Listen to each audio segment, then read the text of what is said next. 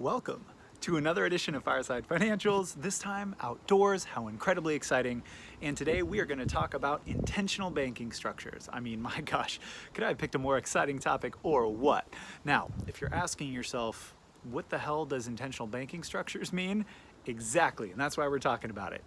If you are like 97% of the population, you probably never intentionally set up the structure for your bank accounts, your loans, and your credit cards. Probably your parents opened up a checking account for you or a savings account for you when you were a little kid, or you got one in college because it was free or it came with some bonuses. And so we accumulate accounts over time, but don't really set them up with any sort of intentionality to help us with the financial goals that we are hoping to achieve. And so oftentimes the structure today is a mess where money moves in between accounts but without really intentionality, or you try to save money in an account but then you overspend in your checking, so you have to move that money back, which is really demoralizing. So today we're going to talk about how to intentionally set up those structures so that they can serve you based on where you are in your financial journey. And we're going to talk about 3 specific ways to set it up for the beginner, for the intermediate, and for the advanced. So let's go dive in. So let's talk about the beginner structure. The beginner structure is really helpful for someone who really doesn't have their financial shit together at this point in time. There's no judgment around that, but someone who overspends on credit cards, likely isn't able to pay off all of their credit cards in full, may have a little bit of savings, but doesn't have a sense of how much money in the savings pot is going towards what. Like, has a checking account, but spends based on how much money is in their checking account. So this would be the beginner. And what's really helpful for someone at this stage is to simply, well, first and foremost, stop using credit cards as much as possible.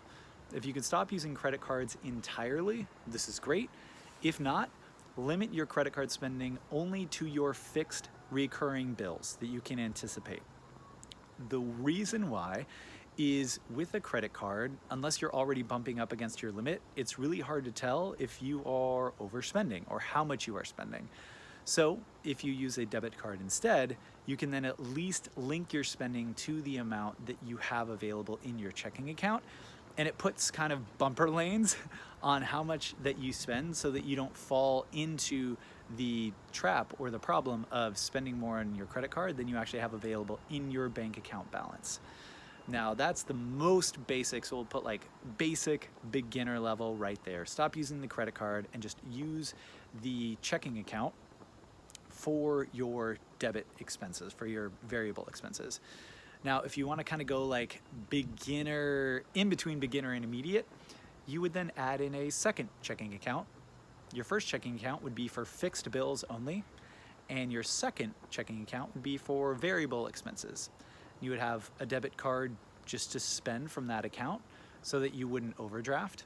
And then that does a good job of separating your fixed bills to make sure that you always have enough money for that from your variable expenses. And because you firewall those two, then you make sure that you don't run out of money for either your bills or ideally your variable expenses. The next level up would be intermediate. So this would be someone who maybe is able to save a little bit, but probably not much every month, and uses a credit card, but even though they use the credit card, they, let's say, are able to pay it off in full every month. So in this case, we don't have to limit that person from using a credit card if they're able to do so responsibly and pay it off at the end of every month. But we still want to be able to add some additional complexity in there to help them get more visibility around not just what they're spending, but what they're saving. So with this person, they would have those 2 checking accounts for fixed bills and for variable expenses. But in this case, they could use their credit card for more than just the fixed expenses, the fixed bills. And what they would also do is, if you've ever tried to save for something that's in the short term, like an upcoming trip, if you just put it into a general savings account that also has like a house down payment if you're able to save for that, or for a 6-month emergency fund, it's really hard to tell how much money is saved for that specific event. So what you can do is open separate checking or savings accounts for specific short-term goals. Oftentimes these are known as sinking funds because you sink money into those funds over time and then pull money out to spend from those accounts.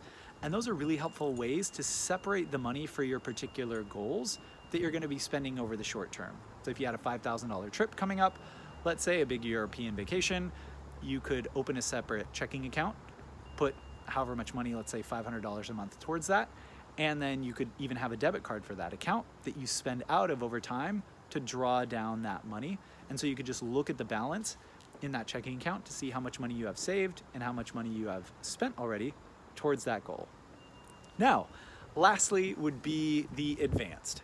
Now the advanced is where you get into usually couples, where you have not just the two checking accounts, the short-term savings accounts and then some long-term savings accounts, but you would also add in his and hers, his and his, hers and hers, theirs and theirs, accounts for personal spending.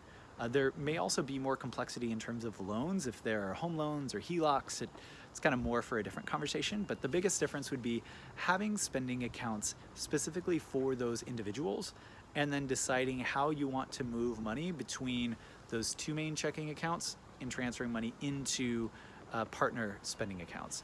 So I get that this may be a little nebulous and hard to understand without a graphic, so I'll go ahead and put that together and share one in the future so that you have a visual in order to see how this looks so that you can figure out how you may want to set this up for yourself. I hope this was helpful. If you have any questions, put them below in the comments. And thanks again for joining me for another edition of Fireside Financials.